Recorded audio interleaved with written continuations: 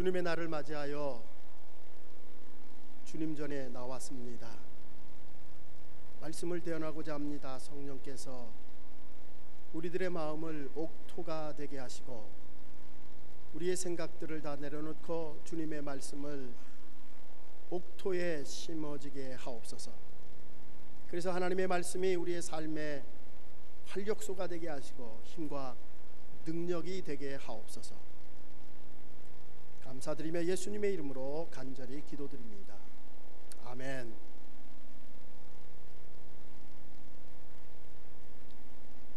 우리가 이 땅에 살아가면서 때때로 영원히 살아갈 것처럼 그렇게 살 때가 있습니다. 그러나 분명한 것은 우리 모든 사람들은 떠날 때가 있다는 것입니다.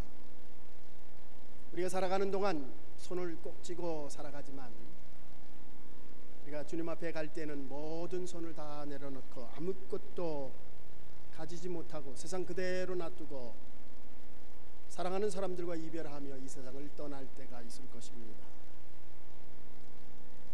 우리가 세상을 떠나는 날 그 일이 어떤 사람들에게는 끔찍한 일이 될 수도 있습니다. 그러나 어떤 사람들에게는 가장 행복한 일이 될 수도 있습니다. 저는 시인 천상병님의 귀천이라는 시를 떠올리며 그 시인이야말로 세상에서 가장 행복하게 천진난만하게 귀천했다고 생각이 듭니다. 오늘 제 설교는 천상병님의 귀천이라는 시를 함께 나누면서 제 설교를 시작하려고 합니다. 나 하늘로 돌아가리라. 새벽빛 와 닿으면 쓰러지는 이슬 더불어 손에 손을 잡고 나 하늘로 돌아가리라. 노을빛 함께 단둘이서 기슭에서 놀다가 구름 손짓 하면은 나 하늘로 돌아가리라. 아름다운 이 세상 소풍 끝나는 날 가서 아름다웠다고 말하리라. 여러분도 알다시피 이 천상병 시인은 서울대 상대를 나왔던 엘리트입니다. 그러나 그가 1967년 동백님 사건에 연루되면서 조사를 받으면서 전기 고문을 3번씩이나 받았습니다. 아이도 못 낳고 행여병자로 시립정신병원에 입원하는 등 굉장히 많은 고통을 겪었습니다. 1993년 하나님의 부르심을 받고 귀천하셨습니다. 다른 사람들은 동의하지 않을지 몰라도 이 시인은 자신의 시 표현대로 소풍 나온 어린아이처럼 정말 그렇게 행복하게 하나님께 가셨습니다. 이 시에 나오는 단어처럼 인생은 새벽빛, 이슬, 저녁, 노을과 같은 존재다. 그러기에 우리 인생은 늘 유한한 존재이기에 겸손하게 살아가야 합니다. 누구 하나 자기의 인생을 자랑할 수가 없습니다. 내세울 것도 없지요. 하나님이 어느 순간 우리를 부르면은 모든 것 놓고 갈 수밖에 없는 것이 우리의 인생이기 때문입니다. 예수님은 그렇게 겸손하게 하나님의 말씀에 순종하며 십자가에서 죽으셨습니다. 오늘 말씀이 그리스도론에 대한 말씀입니다. 예수 그리스도가 누구냐? 정의를 내리는 말씀입니다. 예수님은 하나님이셨습니다. 그런데 그분은 죄된 인간을 너무너무 사랑하셔서 하나님 되기를 거절하시며 이 세상에 오셨습니다. 가장 낮은 자의 모습으로 와서 십자가에서 돌아가시면서까지 하나님에게 순종함으로 우리를 구원하여 주셨습니다. 바로 그분이 예수 그리스도이십니다. 오늘 본문 말씀 5절 시작하면서 이렇게 성경은 말하고 있습니다. 너희 안에 이 마음을 품으라. 곧 그리스도 예수의 마음입니다. 너희 안에 이 마음, 바로 예수 그리스도의 마음을 품으라. 우리 신앙은 예수 그리스도의 마음을 품고 살아가는 것, 이것이 가장 최고의 꼴입니다. 최고의 목표입니다. 예수님의 마음을 품고 살아가는 것, 예수님을 본받으며 살아가는 것, 이것이 올바른 신앙이며 올바른 믿음입니다. 제가 늘 부를 때마다 눈물 짓게 하는 복음성가가 있습니다. 낮엔 해처럼 밤엔 달처럼 그렇게 살 수 없을까? 예수님처럼 바울처럼 그렇게 살 수 없을까? 우리의 믿음의 최고의 정점은 예수 그리스도의 마음을 본받으며 그렇게 살아가는 것입니다. 오늘 이 말씀을 통하여 예수님의 마음, 어떤 마음인지 우리가 함께 말씀을 나누려고 합니다. 첫 번째, 예수님의 마음, 이 마음은 낮은 마음입니다. 오늘 본문 6절 말씀입니다. 우리 함께 같이 읽겠습니다. 그는 근본 하나님의 본체시나 하나님과 동등됨을 취할 것으로 여기지 아니하시고, 예수 그리스도는 하나님이십니다. 그러나 그가 하나님과 동등됨을 취하지 않고 낮고 낮아지셔서 이 땅에 종의 모습으로 오셨습니다. 영성작가 필립 얀스는 예수님의 낮아지심을 이렇게 표현합니다. 만물을 만드신 하나님께서 작아지시고 또 작아지셔서 마침내는 하나의 난세포가 되기까지 작아지는 형태로 오셨다. 예수 그리스도는 하나님이시지만 그분은 하나님과 동등됨을 여기지 아니하시며 자기를 주장하지 않으시고 자기를 포기하시고 낮아져서 이 세상에 오셨습니다. 여러분, 우리 교회가 하나 되고 화평하기를 원한다면 예수님의 마음을 품어야 할 줄 압니다. 우리의 가정이 하나 되고 우리의 커뮤니티가 하나 되기 위해서 예수 그리스도의 마음을 품어야 합니다. 사도 베드로는 베드로전서 5장 3절에서 이렇게 우리에게 말씀합니다. 막 기운 자들에게 주장하는 자세를 하지 말고 오직 양무리의 본이 되라. 사도 베드로는 교회 리더자가 되며 교회 중직이 되기 위해서는 주장하는 자세가 아니라 낮은 자의 모습으로 주님의 마음을 본받는 자가 되어야 함을 말씀하고 있습니다. 제가 1993년 12월에 유학을 왔습니다. 그 이듬해 아마 1994년도에 우리 학교에서 신학교에서 꼭 해야만 하는 필수 과목인 필드 에듀케이션이 있습니다. 이거는 신학생의 인턴십과 같은 그런 프로그램입니다. 꼭 해야만 하는 것입니다. 참 감사하게도 당시 워싱턴 한인교회 담임 목사님이신 조영진 목사님, 지금은 감독님으로 리타이어 하셨습니다. 그분이 저를 영 어덜트 그룹의 전도사로 그 교회 필드 에듀케이션을 할 수 있도록 제게 허락해 주셨습니다. 참 당시에는 파격적인 월급도 제게 허락해 주셨어요. 제가 처음에 워싱턴 한인교회를 방문했을 때 지금도 아직도 생생하게 나는 기억이 있습니다. 당시에는 GPS도 없고 그래서 지도를 그려서 그 교회를 찾아갔습니다. 허름한 옷을 입은 사찰 집사님이 마당을 청소하고 있었습니다. 목사님을 뵈러 왔다고 그러니까 잘 저를 인도해 주셨습니다. 나중에 한 사실이지만 그분은 사찰 집사님이 아니라 워싱턴 지역에서 가장 유명한 외과 의사시였습니다. 교회 장로님이셨습니다. 그런 그가 오프데이가 있으면은 자신의 명성과 지위를 다 내려놓고 그리고 교회 마당을 청소하며 화단을 가꾸는 일을 하셨습니다. 저는 오늘날 워싱턴 한인교회가 이렇게 성장할 수 있는 이유는 바로 그런 지도자들에 의해서 만들어졌다고 확신합니다. 디트로이트 중앙연합 감리교회 우리 교회 역시 우리 지도자들이 우리 지휘의 권위를 내려놓고 봉사와 헌신과 헌금을 통하여 주님 앞에 온전히 헌신할 때 주님께서 우리 교회를 든든히 세워 가실 줄 믿습니다. 여러분, 인간은 흙으로 만들어졌고 또 흙으로 돌아갑니다. 그런데 세상에 살아가면서 욕심 때문에 남의 위에서 살아가려고 늘 자신을 주장하며 내가 최고라 생각하며 착각하며 살아가고 있습니다. 아마도 그것이 우리를 불행하게 할 뿐만 아니라 갈등과 문제를 만들어냅니다. 문제 해결, 행복하기 위해서는 우리는 예수님처럼 낮아지는 모습으로 살아야 할 줄 압니다. 프로 바둑기사인 이세돌 구단이 지난 3월에 인공지능 바둑 프로그램 알파고와 대국을 펼쳤습니다. 결과는 1대4로 패했죠. 이세돌 구단이 대국을 시작하면서 자기가 전승할 것이다, 그렇게 희망을 가졌습니다.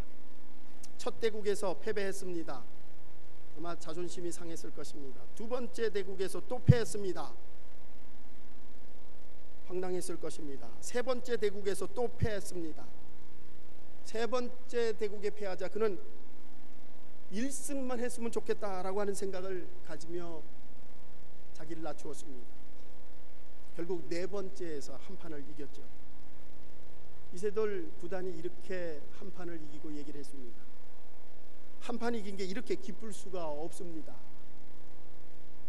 마음을 낮추면 행복할 수가 있습니다. 여러분, 최선을 다하지 말라는 얘기가 아닙니다. 마음을 내려놓는다는 것, 그것은 우리의 욕심을, 지나친 욕심을 버리라는 얘기입니다. 사도 바울은 당시 최고의 학부를 나왔던, 최고의 스펙을 가졌던 엘리트였습니다. 그는 교만의 극치를 달렸던 사람입니다. 그런데 그가 부활하신 예수 그리스도를 만남으로 인생이 180도 달라졌습니다. 자신의 자랑거리, 스펙, 그 모든 것을 다 성경은 배설물로 여겼다, 그렇게 말하고 있습니다. 믿음의 아들 디모데에게 디모데전서 1장 5절에서 15절에서 자신을 이렇게 표현합니다. 나는 죄인 중에 개수입니다.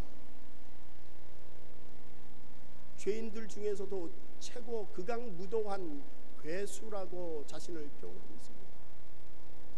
하나님의 은혜를 받으면 받을수록, 주의 은혜가 충만하면 할수록 그는 죄수에서 최고의 죄수의 괴수라고 자기를 표현하고 있습니다.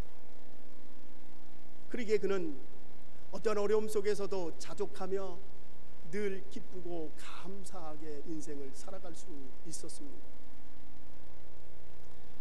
사랑하는 성도 여러분, 예수님처럼, 바울처럼 그렇게 우리는 겸손의 영성을 배워야 합니다.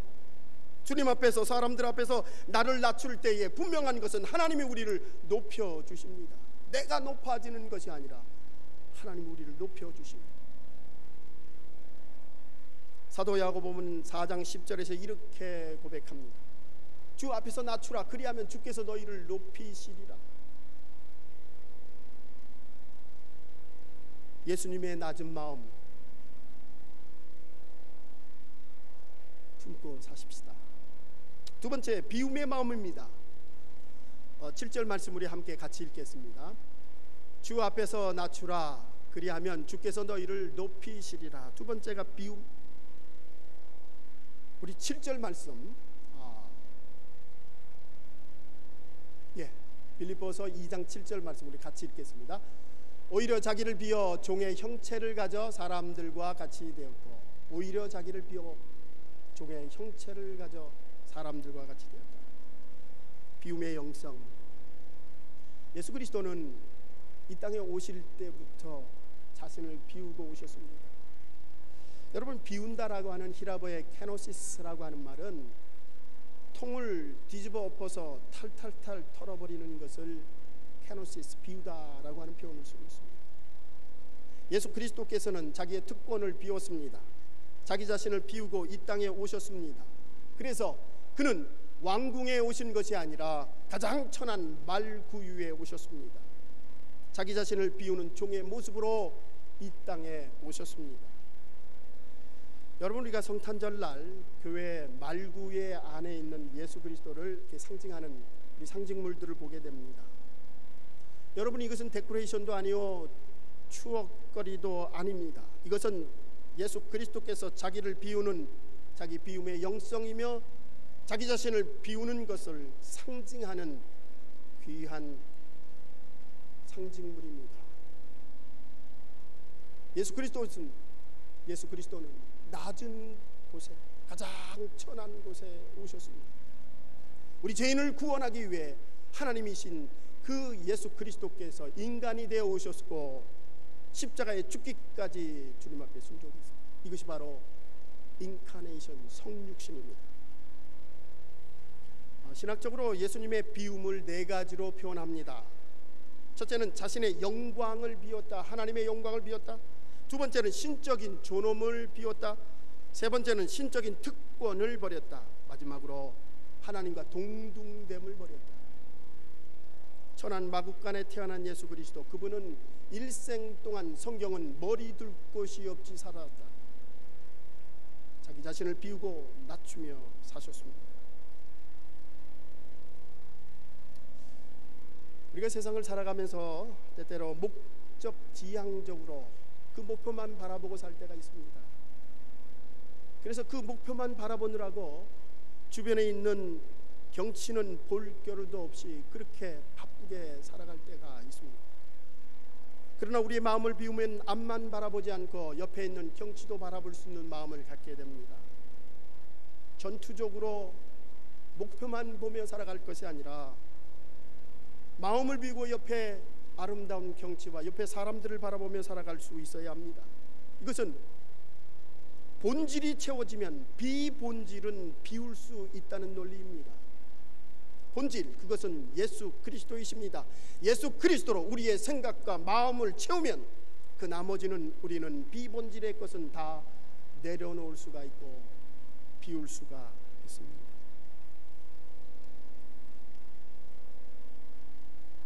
신문기사입니다. 미국 뉴저지에 있었던 일입니다. 밤새 화재 진압을 하느라고 수고했던 두 소방관이 6시에 한 식당에 들어갔습니다. 모닝커피와 간단한 식사를 마치고 서로가 돈을 내겠다고 티격태격했습니다. 이 광경을 지켜보던 웨이트리스가 빌 대신에 쪽지를 건넸습니다. 쪽지에는 이렇게 쓰여져 있습니다. 두 분의 아침 식사는 제가 대접하겠습니다. 두 분의 용기가 대단합니다. 수고 많으셨습니다. 정말 고맙습니다. 오늘은 푹 쉬십시오. 며칠 후에 한 소방관이 SNS에 이 미담을 올렸습니다. 많은 사람들에게 알려지는 과정 중에 이 웨이트레스의 아버지가 사지를 못 쓰는 그런 중증 장애인이었는데 이 휠체어를 실을 만한 자동차가 없다는 것을 알게 되었습니다. 각 처에서 기부금이 들어오기 시작했습니다. 며칠 만에 17,000불이 모금이 되었습니다. 이 웨이트레스 이 자매는 이렇게 고백합니다. 저의 작고 사소한 친절이 몇 배로 돌아와 제 인생을 바꾸었습니다. 작은 섬김과 희생의 모습이 사람들을 변화시킵니다. 섬김과 희생, 대단하고 큰 것만이 절대 아닙니다. 가장 사소한 것으로부터 시작되는 것입니다. 섬김은 큰 희생만을 요구하는 것이 아니라 바로 친절한 말 한마디에서부터 시작이 됩니다. 서로를 배려하고 칭찬하고 존중하는 마음에서 시작되는 것입니다.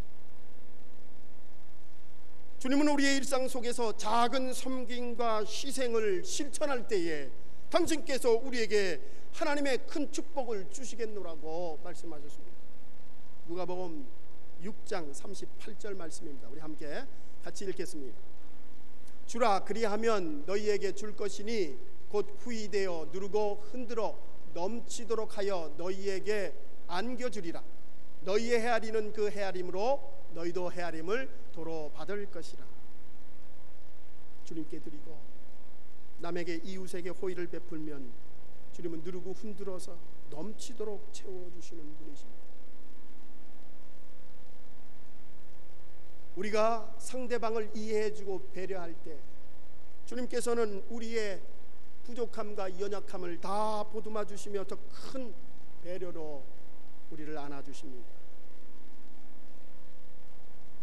윈스턴 처칠이 2차 대전의 혼란스러운 사회에 이렇게 호소했습니다.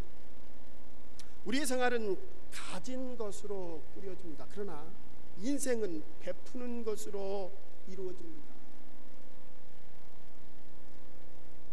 2차 대전의 혼란 속에 모든 국민이 하나 되게 서로 베푸는 나라가 되므로 그 어려움을 이길 수가 있었습니다. 여러분, 평소에 어떤 작은 희생과 섬김의 영성을 가진 사람들은 큰 문제가 있을 때에도 큰 희생과 섬김을 가질 수가 있습니다.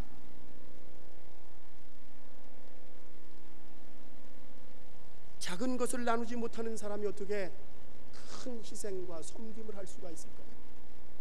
그것은 자기를 속이는 것입니다. 나눔과 베품, 아주 작은 것에서부터 시작이 됩니다. 이제 마지막으로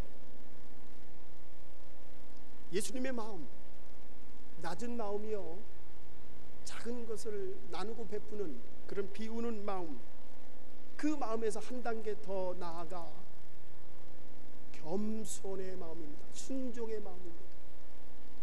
순종의 마음, 복종의 마음. 오늘 본문 8절 말씀입니다. 우리 함께 같이 읽겠습니다. 사람의 모양으로 나타나셨음에 자기를 낮추시고 죽기까지 복종하셨으니 곧 십자가에 죽으십니다. 예수님은 낮아지시고 비우시고 그 마지막의 결정은 바로 십자가에 죽기까지 하나님께 복종하셨습니다. 십자가에 죽기까지 주의 말씀에 순종하셨습니다. 이것이 사랑의 끝입니다. 여러분, 순종이라고 하는 것, 복종이라고 하는 것, 하나님의 뜻을 기쁜 마음으로 따르는 것입니다. 순종은 하나님을 향한 우리의 행위이며 또한 하나님을 향한 희생의 사랑의 행위입니다. 사람에게 어떤 권력에 복종하고 순종하는 것이 아니라 하나님에게만 하는 것입니다. 이것이 바로 우리 신앙인의 절대적인 순종이요 복종입니다. 만해 한용우의 시처럼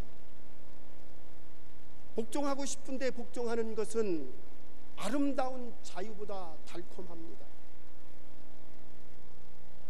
사람은 복종을 싫어합니다. 그러나 정말 내가 복종하고 싶어서 복종하는 것은 그 어떤 자유보다도 더 훌륭하고 달콤한 것이라, 그렇게 만해 한용우는 말하고 있습니다. 여러분, 우리가 주님 앞에 순종할 때에 그것은 억지로 하는 것이 아니라 감사하고 기쁨으로, 나 같은 죄인이 주님 앞에 새로워지고 주님 앞에 새 피조물이 되고 첫 천국의 소망을 갖는 그 감사와 감격이 있기에 우리는 어떠한 어려움이 있고 힘든 일이 있다 할지라도 주의 말씀에 순종할 수 있는 것입니다. 마더 테레사는 1929년에 인도에 발을 디뎠습니다. 1929년. 그녀는 그곳에 발을 디딘 이후에 가난한 사람과 소외된 사람, 고아와 병자들을 위해서 평생을 그 인도의 가장 더러운 칼카타 골목에서 사셨습니다. 1979년 노벨 평화상을 수상했으며 1997년 87살로 생을 마감했습니다. 마더 테레사는 자신을 이렇게 표현합니다. 나는 하나님 손안에 있는 몽당 연필에 불과합니다. 그분이 쓰시고 그분이 생각하시고 그분이 결정하십니다. 나는 그분의 손안에 있는 작은 몽당 연필입니다. 참 대단하신 분입니다. 죽기까지, 자기의 몸이 부서질 때까지 하나님 앞에 순종하며 사신, 자신을 몽당 연필이라 고백하는 그 신앙이야말로 우리에게 가장 귀감이 되는 믿음이요 신앙입니다. 여러분, 우리의 신앙은, 우리의 믿음은 그분이 가라 하면 가고, 그분이 서라 하면 서고, 그분이 내게 힘들고 어렵고 좌절되고 실망할지라도 말씀하시면 기쁨으로 따라가는 믿음, 이것이 바로 주님께 향한 우리의 복종이요 순종입니다. 얼마 전 손양원 목사님의 다큐멘터리 영화 그 사람, 그 사랑, 그 세상이라고 하는 영화가 나왔습니다. 여러분, 손양원 목사님을 사랑의 원자탄이라고 하죠. 그 이유는 두 아들 동인과 동신을 죽인 공산당 그 한 사람을 죽인 그 살인자를 자신의 아들로 입양하셨습니다. 손양원 목사님은 자신의 삶이 죽을 때까지 하나님께 복종하는 삶을 사셨습니다. 그러기에 그는 예수 그리스도의 사랑을 확신하며 살았을 뿐만 아니라 그의 삶으로 우리에게 본이 되어 주셨습니다. 사도 요한의 제자라고 말하는 폴리캅, 그분은 로마 황제 앞에서 신문을 받게 됩니다. 또한 네가 예수를 부인하게 되면 내가 너를 살려주겠다 회유를 받게 됩니다. 폴리캅은 80평생 하나님은 나를 한 번도 모른다 부인하지 않았는데 내가 어떻게 하나님을 부인할 수 있습니까? 그렇게 고백하고 순교의 길을 갔습니다. 여러분, 이처럼 많은 우리의 믿음의 선조들은 예수 그리스도를 본받고자 신앙의 자세를 가졌기에 죽기까지 주님 앞에 순종하고 복종하셨습니다. 이러한 신앙을 가진 성도들에 의해서 오늘날 이 기독교는 우리들에게까지 전해졌습니다. 또한 이 세상을 변화시키고 이 세상의 혁명적인 믿음으로 이 세상을 바꾸어가고 있습니다. 오늘 마지막 말씀 8절 후반절의 말씀, 죽기까지 복종하셨으니 곧 십자가에 죽으십니다. 죽기까지 복종하셨습니다. 낮아지고 자기를 비우고 심지어 죽기까지 하나님 앞에 복종하신 예수님의 마음, 오늘 우리에게 주시는 주님의 귀한 교훈인 줄 믿습니다. 피 흘림이 있는 곳에 축복이 있습니다. Bleeding to blessing. 십자가가 있는 곳에 면류관이 있습니다. Cross to crown. 사랑하는 성도 여러분, 피 흘리기까지 순종하면 주님의 축복이 우리의 삶에 함께 하십니다. 십자가를 지며 철저한 순종의 삶을 살 때에 영광의 면류관을 주님은 우리를 위해 준비하십니다. 예수님의 마음을 품고 사십시다. 예수님처럼 낮은 마음, 나를 비우는 마음, 그리고 십자가를 기꺼이 지는 순종의 마음, 이러한 마음 가지고 이러한 마음을 품고 사시기를 주님의 이름으로 간절히 축원합니다. 기도하시겠습니다.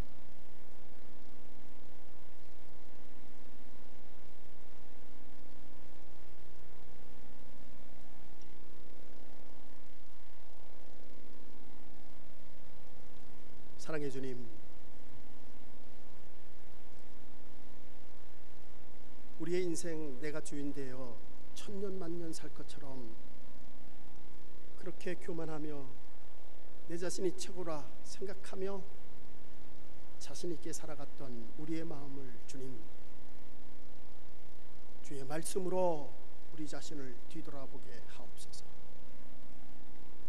우리의 꽉 쥐었던 손 다 놓고 갈 수밖에 없는 유한한 존재입니다. 예수님처럼 바울처럼 살게 하옵소서. 낮은 마음을 갖게 하시고 나를 비워 나를 희생하며 남을 베푸는 마음으로 나를 비우게 하시고 십자가를 지며 죽기까지 주님의 말씀에 순종하며 살아가게 하옵소서. 주님, 우리의 믿음을 다시 뒤돌아보는 귀한 시간이 되길 원합니다. 주님, 그 주님만 우리의 마음속에 모시게 하시고 우리의 생각에 그 예수 그리스도만 붙잡게 하시고 그래서 그 예수 그리스도로만 만족하며 살아가게 하옵소서. 감사드리며 예수님의 이름으로 간절히 기도드립니다. 아멘.